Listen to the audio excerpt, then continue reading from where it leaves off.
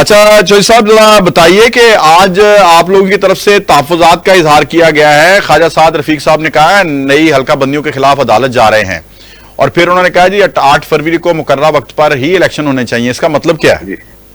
जी देखें, ये तो एक राइट है। पहले जिस हल्का बंदियां इब्तदाई प्रिलिमिनरी हुई हैं तो उस पे भी हमने अपने इतराजात, जहां जहां हल्का बंदी दुरुस्त नहीं हुई हमारे ख्याल में, मैंने खुद अपने हल्के की अपील की थी इलेक्शन कमीशन में। तो बहुत सारे दोस्तों की वहाँ बात जो है ना सुनी नहीं गई, वक्त उनके पास कम था, उन्होंने उनको कंसिडर करने की बजाय वो अपीलें खारिज कर दी।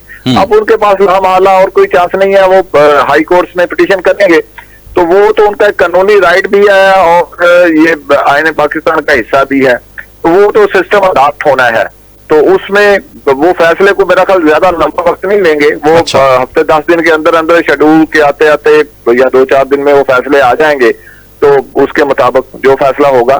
तो लेकिन हमारी जमात का तो अब ये कंसिडर्ड मौकफ है कि इलेक्शन 8 फरवरी को होने चाहिए। तो उसमें तो अब कोई हमारी जमात की तरफ से उसमें कोई इशू नहीं। अच्छा, तो क्या अगर फर्ज करें कि आप चले जाते हैं अदालत में जी, और उसके बाद इसका नतीजा अगर आपके हक में नहीं आता या मुख्तलिफ जगह पे, तो इसको कितना टाइम लगता है? जी इसमें अब तो ये डिपेंड करता है अदालत में। हाई कोर्ट का डिसीजन के बाद सुप्रीम कोर्ट का ऑप्शन भी तो रहता है, ठीक है ना। लेकिन वो कम लोग होंगे उसमें, बतौर जमात भी उसमें इशू उठाते हैं। जैसे MQM है, उनके बहुत सारी रेजोल्यूशन है पर के पीपल्स पार्टी वहाँ हुक्मरान जमात रही है। तो इलेक्शन जो वहाँ इलेक्शन सिंध के इलेक्शन कमिश्नर हैं, उन पे उन्हें एतराजात हैं, तो वो उनकी अपनी जगह मौजूद हैं, वो अपनी एक आईनी राइट है उनका, वो हाई कोर्ट में गए हैं। तो हमारा तो फर्दन जो लोगों को एतराजात हैं वो लोग कर रहे हैं और वो हाई कोर्ट में पिटीशन में जा रहे हैं। तो इस तरह MQM की तरह और भी 1-2 जमातों को इस पे एतराजात हैं, वो अपनी जगह है। अब ये डिसाइड करना तो अदालतों का काम है, वो कितनी जल्दी कर देते हैं। अच्छा, आज एक और भी है कि कल मियां साहब का अल-अजीजिया वाला जो है वो हो रहा है, अपना केस की हेयरिंग हो रही है। तो जरा एज ए कानूनदान ये तो हमें बताएं कि ये जो मेरिट पे हेयरिंग होती है इसका क्या मतलब होता है? देखिए, अदालतों से तवक्को तो मेरिट की जाती है। नहीं, जो केस रिमांड करने की डिमांड की थी मुखालिफ वकला ने, जी तो उस पे मेरिट पे सुनने का फैसला किया, इसका जरा बता दें, क्योंकि उन्होंने कैटेगोरिकली कहा है कि मेरिट पे फैसला होगा। अब मेरिट पे हम केस सुनेंगे। टेक्निकलिटीज की बुनियाद पे केस बनाया गया था, सियासी बुनियादों पे केस बनाया गया था। मेरिट तो उसका उस हिसाब से बनता नहीं था। नवाज शरीफ उसमें डायरेक्ट ना कोई बेनिफिशियरी था ना कोई हिस्सेदार था। यानी केस का फैसला तो इसी बात से आ गया ना कि पहले तो डिसाइड होगा कि मेरिट बनता था कि नहीं। अगर बनता नहीं था तो केस तो उड़ गया। जी, बल्कि बात यही है ना। तो अब वो यही डिमांड कर रहे हैं कि नवाज शरीफ, क्योंकि उन्हें इस बात की भरपूर उन्हें पता है कि इस केस में है कुछ नहीं, इसने उड़ जाना है। जब भी हम तो शुरू से ये कहते आ रहे हैं कि जब ये हायर कोर्ट्स में जाएगा तो ये केस उड़ जाएगा। अब उन्हें सब लोगों को पता है कि ये केस उड़ जाना है, तो अब वो उसको लटकाने के लिए, ताकि नवाज शरीफ पे नाहली की तलवार जो है वो लटकाई जाती रहे, तो उसके लिए केस रिमांड हो जाए ताकि ये अदालतों में अपने केसों में उलझे रहें, ये यकसू ना हो। बिल्कुल बिल्कुल बिल्कुल। तो ये उसके लिए सारा कुछ किया जा रहा है। इसका मतलब है ये जो हाई कोर्ट का फैसला आया है, इससे आपके लिए ये अच्छी खबर है? जी, हमारे लिए तो ये अच्छी खबर है जी। ठीक है। अच्छा, अब आ जाए हम कि अहमद अवैस साहब अभी मेरे साथ मौजूद थे। वो कह रहे हैं जी मुस्लिम लीग नवाज अब हीले बहाने बना के इलेक्शन को डिले करवाना चाहती है, फजलुर रहमान साहब भी, क्योंकि ये रोज जो नए सर्वेज आ रहे हैं उसमें ये किसी सूरत इनको कामयाबी मिलती दिखाई नहीं देती। तो आप अहमद अवैस साहब की बात का किस तरह से रिस्पॉन्ड करेंगे? देखिए, सर्वे जो है ना जी, ये तो चूंकि सोशल मीडिया में इन्होंने कल चाह रहा था कि ये PhD करने जा रहे हैं, तो ये बोर्ड्स के जरिए सर्वे कराते हैं मैनेज, ठीक है ना।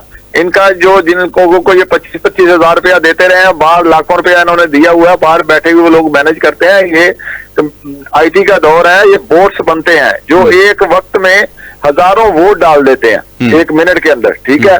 तो सर्वे तो ये सारे मैनेज करते हैं, ऑर्गेनाइज होते हैं। तो उसी ऐसे ही लोगों से को ये पिछले 10-12 साल से गुमराह करते आ रहे हैं, लेकिन रियलिटी और है। मैं अभी भी इस वक्त भी हल्के में हूँ और आपकी बात करने के लिए मैं जलसे शिफ्ट के आया हूँ। अच्छा। तो लोगों का बेपनाह रिस्पॉन्स है तो ये सारी मसनूई बातें हैं जो मीडिया पे खड़ी की गई हुई हैं। ठीक। तो हमारा मुस्लिम लीग का तो ये मुतालबा है कि ये 28 फरवरी को इलेक्शन हो जाने चाहिए। ठीक। और जहां तक 2 सूबों में इंसर्जेंसी है वो अपनी जगह मौजूद है। मौलाना फजल रहमान का वोट बैंक चूंकि उन सूबों में है तो उनको वहां रिजर्वेशन है, और ठीक। कॉन्फ्रेंस जमातों को है, वो दूसरी जमातें उनकी अपनी यानी reservation है। आपका वोट बैंक इंटैक्ट है, आप कह रहे हैं? इंटैक्ट है और बड़ा पुरजोश है। मियां अच्छा। नवाज शरीफ के आने से लोगों का बलबला और बहुत बढ़ गया हुआ है। ठीक है। अच्छा, अभी थोड़ी देर पहले अच्छा वो मायूसी का भी इजहार कर रहे थे अहमद अवैस साहब। वो कह रहे थे जी अगर उन्होंने फ्री एंड फेयर इलेक्शन कराने होते तो वो नवाज शरीफ को कभी ना बुलाते। तो उनका कहना था कि इस्लामाबाद हाई कोर्ट वाले रेड कारपेट बिछाएं, नवाज शरीफ साहब को वजीर आजम और पता नहीं क्या क्या ताज पहनाएं, उनको जनाब बाकायदा बरी करने के बाद हुकूमत भी दे दें, सब कुछ दे दें। इस तरह का उनका रवैया है। तो वो इलेक्शन के बाद क्या कहेंगे? ये भूल गया इनको, जब 10-10 मिनट में 20-20, 25-25 केसों की जमानतें हो रही थी, और जब उन केसों में भी जमानतें हो रही थी जो वे हुए नहीं थे, जो हो सकते थे, वहां भी जमानतें दी जा रही थी। जब एक मुजरम को बुला के गो टू सीईओ कहा जा रहा था, तो वो सारी बातें इनकी याददाश्त में नहीं है। तो नवाज शरीफ को बुलाना तो जाहिर है केस कोर्ट में लगेगा, तो नवाज शरीफ वो तो नहीं बाल्टी पहन के तो नहीं जा रहा, वो किसी आड़ में अदालतों से भाग तो नहीं रहा, वो तो हर पेशी पे पेश हो रहा है, उसकी जान को खतरा नहीं है।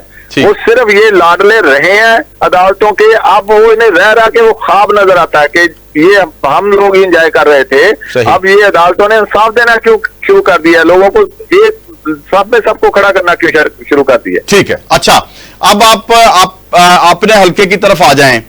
आप अपने हल्के का बताएं, क्योंकि आपकी गालबन 12 तारीख को इंटरव्यूज हैं आप लोगों के। नहीं, आज मैं तो हल्के में था, लेकिन खबर आई है कि वो 13 तारीख को कर दिए हैं। अच्छा, 13 को कर दिए। अब मुझे बताइए कि चूंकि आप हल्के में हैं और हल्के में आप कह रहे हैं जी बड़े लोग पुरजोश हैं, जलसों में लोग आ रहे हैं, कॉर्नर मीटिंग्स चल रही हैं, तो क्या लोग जो हैं 9 मई के वाकये से भी मुतनफर नजर आते हैं? आम आदमी जो है, जो कि अभी फैसला करेगा 8 फरवरी को कि किसको मैंने वोट डालना है, या उससे पहले चंद रोज अभी सिर्फ वो कॉर्नर मीटिंग्स अटेंड जरूर कर रहा है, लेकिन वो फैसला करेगा 9 मई पे, वो उनके कोई तहफुजात हैं तहरीक इंसाफ के हवाले से? देखें, जो पंजाब है ना जी, तो जिसका पंजाब का 70% हल्का देहाती हल्का है, और जो हमारा देहाती हल्का और प्लस जो माइग्रेटेड लोग हैं, वो लोग अपने अदारों के खिलाफ कोई बात नहीं सुनना चाहते। सही। ठीक है। सही। ये जाए कि आप अदारों पे हमला कर दें, ठीक है, तो शोहदा की जो है मॉन्यूमेंट्स, उनका मजाक उड़ाएं, उनकी जो तहरीर करें, तो वो लोगों के अंदर दिलों पे जख्म बन के लगे हुए हैं। सही। तो ये तो समझते हैं ये इलेक्शन में इनको पता चलेगा, ये शहरों में बैठ के मीडिया पे बातें करके ये समझते हैं कि ये शायद लोगों ने उसका रिस्पॉन्ड नहीं करना। इनको समझ आ जाएगी जब लोग वोट के जरिए इनका एहतसाब करेंगे। अच्छा, चौधरी साहब, कोई मैसेज कोई कौम के लिए, कोई अवाम के लिए मैसेज? अवाम के लिए बस यही मैसेज है कि वो जो लोग इस मुल्क के खिलाफ साजिश का हिस्सा बने हैं, अदारों की तबाही का हिस्सा बने हैं, इसकी सोसाइटी की तबाही का हिस्सा बने हैं, वोट के जरिए उनको सजा दें। अच्छा, दूसरा, नवाज शरीफ साहब किस हल्के से इलेक्शन लड़ने जा रहे हैं, ये भी जरा बता दें अवाम के लिए। उनका अभी फैसला नहीं हुआ। मियां साहब तकरीबन कम से कम 3 हल्कों से तो इलेक्शन लड़ेंगे। अच्छा, कम से कम 3 हल्कों से। तो क्या ये रिकॉर्ड तोड़ेंगे चेयरमैन पीटीआई का? देखिए, अभी हम उनको मुकाबला नहीं, हम उनका समझते। ठीक है ना जी। तो अच्छा। हमने कोई डैशबाजी नहीं करनी, हमने तो अपने चीजों को, बाकी लोगों ने फिर वो 10 सीटें अगर खाली होंगी, फिर एक मरतबा कौम पे ठीक है, ये कौम का नुकसान होगा। बहुत बहुत शुक्रिया जनाब चौधरी अमजद अली जावेद साहब।